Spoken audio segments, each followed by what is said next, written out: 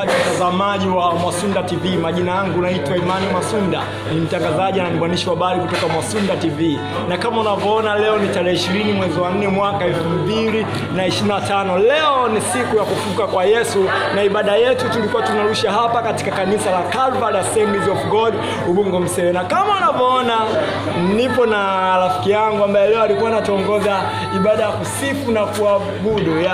Nitamuuliza baadhi ya maswali machache ndugu wasikilizaji wa Mwasunda TV, alafu then ataweza kujibu. Habari yako? Nzuri. Kwanza hongera kwa kupendeza. Asante, hongera pia. Sasa dadangu, unajua wewe umekuwa ni mwimbaji mzuri sana. Umeweza kuimba hapa 1 2 3.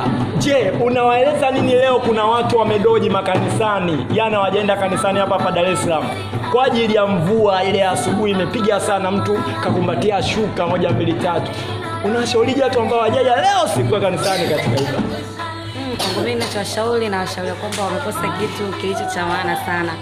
Maana kwa sisi tulioweza kuhudhuria tumeweza kuona baraka za Mungu katikati ya ibada ya siku ya leo, yaani ibada yetu nzuri ya Pasaka ya kufufuka kwa Yesu Kristo. So mimi naambia kwamba wamekosa kitu kikubwa sana. Okay, umeelewa nini? Kuna mtumishi wa Mungu Yona. Mtumishi wa Mungu Yona amepiga amepiga kuna injili fulani ameipiga, ameifumua kweli kweli kanisani.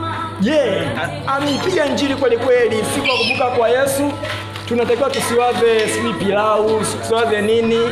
Yaani kuna point amegusa. Ni point gani ambayo mtumishi wa Mungu Yona alipokuwa anafundisha imekugusa zaidi? Yaani umejifunza nini kutoka hapo?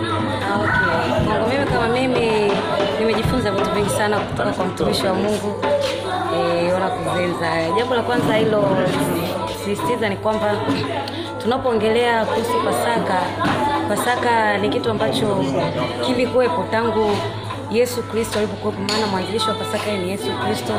Kwa hiyo kabla ya mateso ya Yesu Kristo kulikuwa na Pasaka namna hii ambayo watu au wanafunzi wa Yesu waliweza kushiriki meza ya Bwana. Kwa hiyo akatuagiza kwamba tufanye hivi kama ni ukumbusho kwake.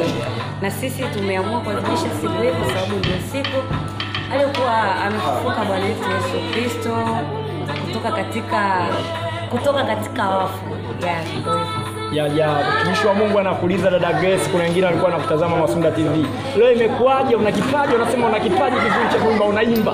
Lakini leo kuna muda ukaingia na stage kuna nyimbo fulani kama ukaona kupiga mimi ukaona kimya. Imekaje kwaje pale? Alikuwa anauliza watazamaji wa Mwasunda TV.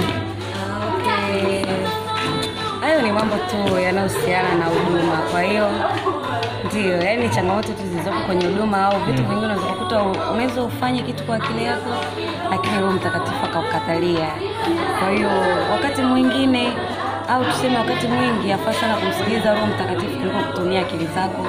Kuna wakati ukisema utumie akili zako na Roho Mtakatifu anataka afanye kitu, kwa hiyo lazima kitokee au litokee jambo lolote ambalo linaweza ikakufanya wewe ushindwe kuendelea na hivyo. So ilikuwa ni hivyo.